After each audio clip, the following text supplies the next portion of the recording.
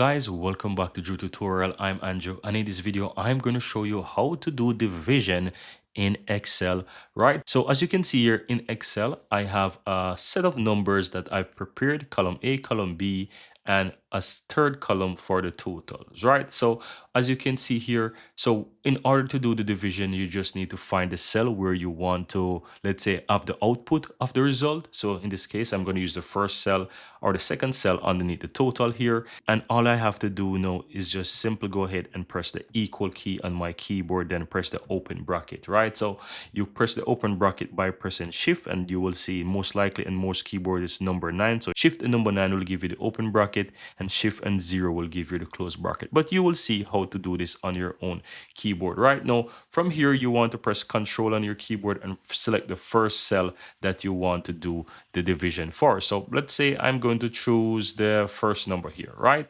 And you want to use, once you select the first number, you want to look the forward slash. So you want to go ahead and press that, and then you want to press Control again and select the second number which you want to do the division for, and then press the close bracket. So you will do the shift and 0 if that's on your keyboard to close the bracket, and then hit enter.